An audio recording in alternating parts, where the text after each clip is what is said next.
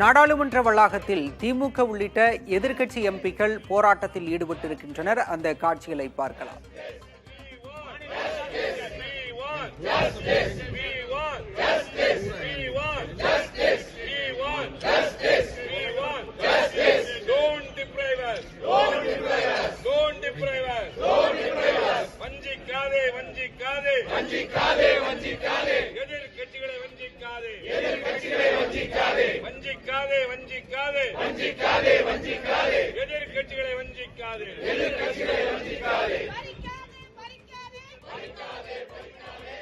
நாடாளுமன்ற வளாகத்தில் திமுக உள்ளிட்ட எதிர்க்கட்சி எம்பிக்கள் முழக்கங்களை எழுப்பி போராட்டத்தில் ஈடுபட்டு வருகின்றனர்.